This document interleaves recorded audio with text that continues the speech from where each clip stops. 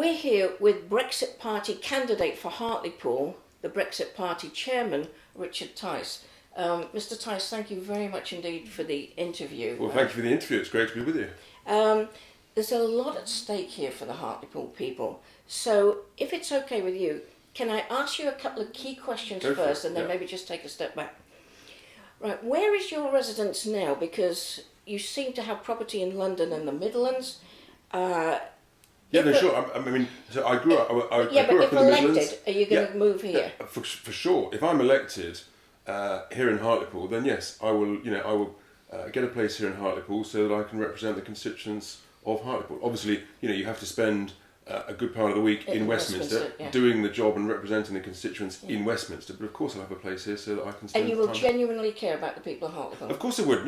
Look, I'm that sort of guy. If I say I'm going to do something, I do it properly. Okay. Whatever it is, and I see that there is actually a huge opportunity, here in Hartlepool. Actually, after years of neglect and being let down by Labour, I know that with my track record of sorting things, identifying problems, finding solutions, fixing things, I know I can make a real difference. In particular, working with the Brexit Party councillors who are leading the council.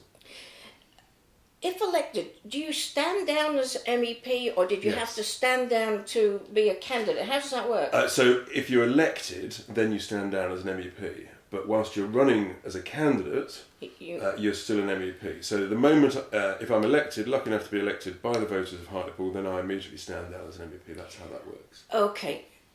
If you're elected, and if, say, the government gets a majority of leavers, and by some miracle we get Brexit through.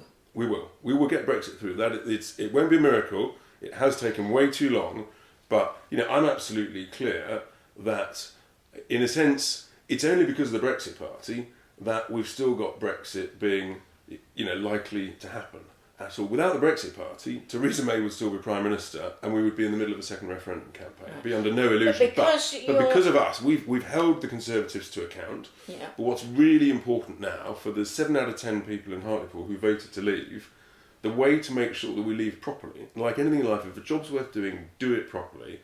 Actually, what we need is some Brexit Party MPs in the House of Commons holding the government firm so they don't let us down. But so if Brexit goes through, the Brexit Party, how do the people of Hartlepool know that you're not just going to ditch the town after you get Brexit and go on to do something else? Because look, I'm not a quitter, and I think people can see in terms of the stance that we've taken, the work we've done, the effort that we've put in, the abuse that we've received, which is just extraordinary. But it's fine. I've got broad shoulders. No, I'm a fighter. I'm not a quitter. And I see there's huge opportunity in Hartlepool, but it needs good people, successful people with a track record, actually, who really want to help Hartlepool fulfil the huge potential that it's got. Everybody knows that Hartlepool has suffered years of being abandoned, not having the money invested in it that it should have done, and that's just because it's not been properly represented in places like Westminster. And in the North East region, that it should have done. It's a disgrace. So you'll stay the course with us? Of course, listen, I will reiterate, I am not a quitter, I will stay the course. I think there's huge opportunities. What I'm seeing, I'm talking to people on the doorstep, talking to our council members, of course I'm learning, and I'm really enjoying that and listening, and that's what I do. But what I do know is that after a 30 years successful track record in business, and my business background is property, building thousands of homes, thousands of affordable homes. I know how to build stuff. I know how to attract money and investment into an area, into a scheme.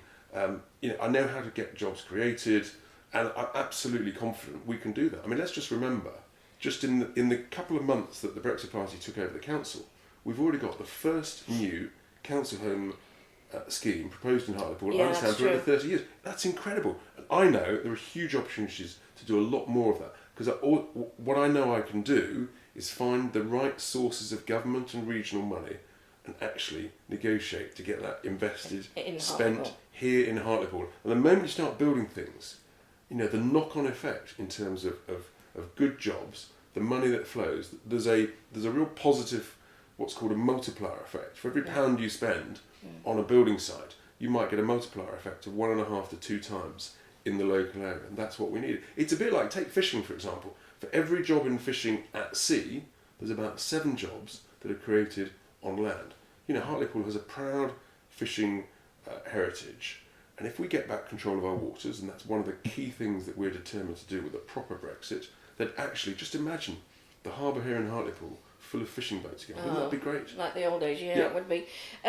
Let's just take a little step back, because I think it's fair to say that before all this happened, there's many people in Hartlepool who may perhaps not have heard of you. Sure. Who is Richard Tice? Who is Richard Tice? I'm a businessman. I spent 30 years in the property industry, setting up and running small, medium, and indeed very large businesses. And but I've always had a view that I wanted to, to work in business for a few decades, but then actually to try and see if I can give something back and make a real difference. And that's what I'm doing. And in a sense, hopefully no one will accuse me of not having the courage to stand by my convictions. You know, going down the recommending Brexit, and being one of the leaders in that campaign. We've been tough, we've been brave, and we've absolutely stood up for what we think is right for the country. And it's a huge opportunity. And of course, most people say that they're patriots and they're passionate about the country, but we know Brexit is a massive opportunity. And I, Richard Tice, am absolutely determined to, that we grasp that opportunity. And it really is a way. Actually, it's some of the communities that have been left behind that actually have the most to benefit. And I passionately feel that's a wonderful thing to go for. Well, there is a Brexit question coming up later, but here in places like Hartlepool, it's obviously not all about that, because life's tough here. If you're elected, what would you do, say, for Mary, a 28-year-old with 2 kids who's having trouble with universal credit? What could you do for that kind of, regular problem that keeps coming up? Because it was trialled here, and really they should have had government people here to iron out the wrinkles, and they didn't. So we still have ongoing concerns. But as an MP, what could you do for that? Well, what I would do for Mary is, and what I'm absolutely committed to do, is as I say, I can identify problems and say, right, where are the blockages? Why is it taking 5 or 6 weeks, to get the money to Mary that actually could be done in 3 or 4 weeks? Why isn't there, a way of accelerating this process? And that's what I'm committed to. And I think that's my background. I look at issues, I look at problems, and where there's a problem, there's always a solution. And I'm just very confident that actually, and particularly I've got lots of good contacts, in London, in the Conservative Party, with people. So I know that I'm utterly confident that I can find ways to iron out some of these problems, and that's what I'm asking people to say. Do you know what? Why not put your trust in someone different, someone new who's got a successful track record over 3 decades of making things happen and fixing things? And I think people have got to say, look, it's all very well having had a Labour MP in Hartlepool for the last 50 years, but actually, we've still got these challenges, we've still got these problems. Yeah, we do, what have they done for you? Maybe it's time to give someone else a go, someone who's got a successful track record. Okay, now I know the answer to this one, but I want to see if you do. When you're going round canvassing and you're knocking on doors, what do you see as the number one issue in Hartlepool right now? Without question, the number one issue that comes up actually is, what are you going to do for the NHS and, for example, the loss of the A&E ward? Exactly. That comes up again and again. We haven't got a working hospital in Hartlepool. It's a disgrace. It's a disgrace. I cannot tell you the bane of people's lives. And I'm hearing it, and it is a disgrace. But it's that relentless trend of services and money not coming into Hartlepool, but actually being taken away. That basically shows the people who represented Hartlepool, the MP for Hartlepool, they failed.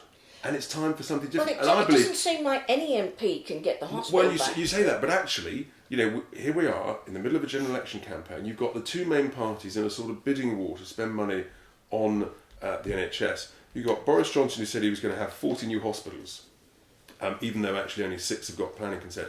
But, my pitch, I know these people, and I'm going to be in there banging their door down, saying it's towns like Hartlepool that I want to represent that actually have suffered the most and would have the most to benefit if actually that trend was reversed. And you have no idea how we've suffered.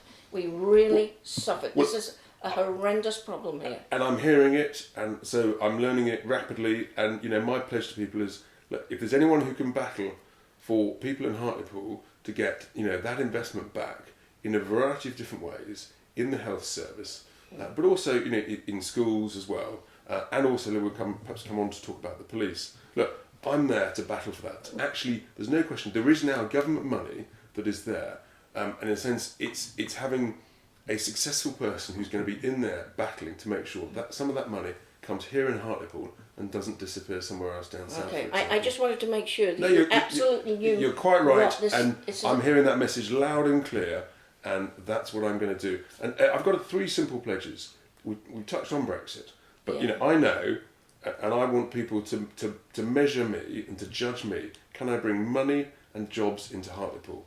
And Hartlepool needs money into its public services as well as building things. And we need to get, for example, just imagine if actually the hospital here in Hartlepool became a beacon of excellence for a particular type of training or something. It was, because it already was. It was an award-winning hospital with award-winning wards. So people know that that's possible. What we've got to do is actually make sure that it happens again, and that's what I'm going to go for. I'm happy that you really know what problem get that. Is. I get that. I understand that. Right. And are we going to touch on police?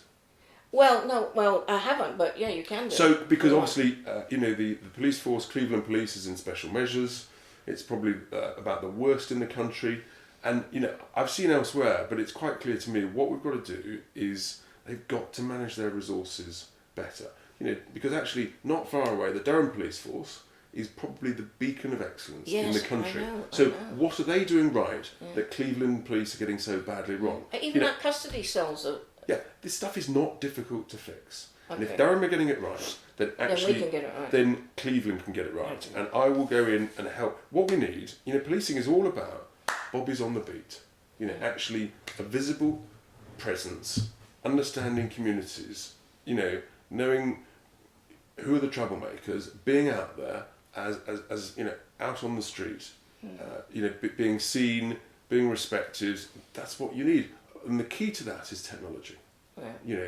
And so we've got to make much better use of technology in the police. I expect that's what Durham are doing, and we need to make sure that Cleveland get their act together. Okay. Well, I did have a question about Brexit, but you.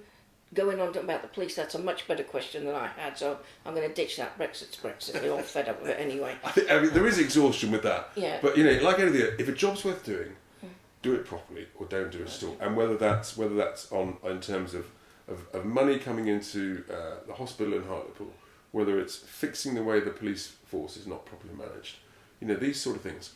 And then again, I'm confident that just with my experience, I know how to bring government and private sector money, working in partnership with the council. There's stuff we can do, to get new things built on some of the sites in the centre of Hartlepool that will make a huge difference. Okay, great.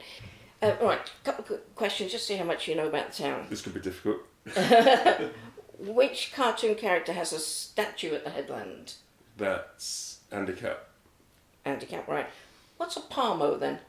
Oh, well, it's funny you should mention that because we had one last night. Oh, okay. Yeah, we had a chicken parma last night, so I'm up to speed on that. They're really good, aren't they? Yeah, delicious. And what's the name of Hartlepool United's mascot? That's the Hangers. Yeah, there you go. All right. I'm learning. I don't know everything, but I am learning. Yeah, okay, I'll give you that. Listen, I know people are queuing up to see you. Thank you very much. Thank you very much indeed. Thanks for your time. Nice to see you. Thanks for talking to the people of Hartlepool. Great, thank you. We hope you found this interview informative. Interview invitations have been extended to all candidates standing in this next parliamentary election. We look forward to their response in due course. Please like and follow Hartlepool TV on Facebook and YouTube.